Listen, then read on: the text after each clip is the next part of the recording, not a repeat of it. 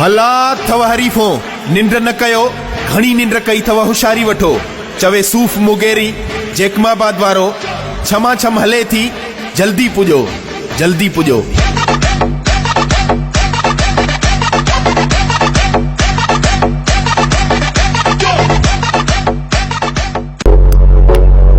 हला थव नवी दऊ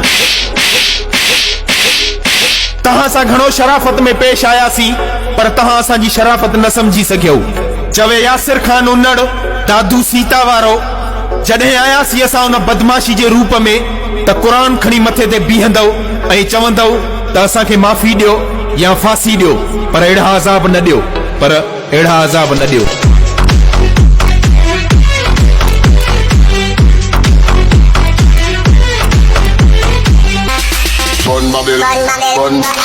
असां तो उन्हनि गदारनि खे भी दिल सां इज्जत ऐं प्यार ॾींदा रहियासीं जेके सॼी उमिरि असांखे नंगींदा रहिया। चवे बशीर चांडियो संगासाणी दरवाणनि वारो असां पंहिंजी नियत साफ़ हुजण करे अॼु भी उरूज ते आहियूं। असां फ़क़ीरनि सां फिटाइण वारनि जा नाम ऐं निशान ई नाहिन रहिया नाम ऐं निशान ई नाहिन रहिया।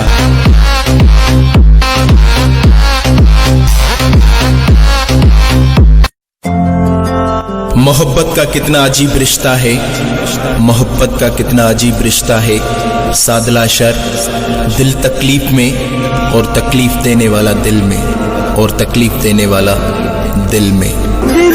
उम्मीद तोड़ा है किसी ने प्यार की आग में जलते रहे।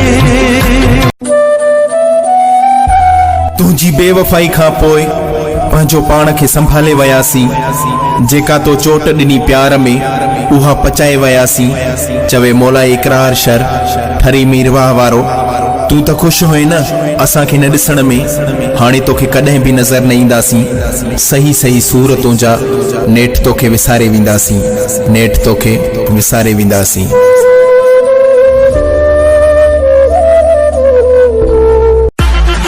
हरू भरू असांजी गिची में न पवंदा कयो असां थधा हूं त थधो रहण ॾियो अगर गरम थियासीं त ईअं सड़ी वेंदव जीअं बाहि में वार सड़ी वेंदो आहे। चवे सेठ फतेह जेकमाबाद वारो हला अथव मार मार करण वारो ही वठो।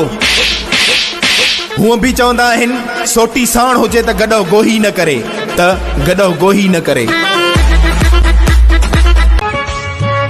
ईअं ॾुख ॾेई रोआरींदो आहे ॼण सवाब मिलंदो थी एतरा जुल्म कंदो आ थकिजी न पवंदो आ।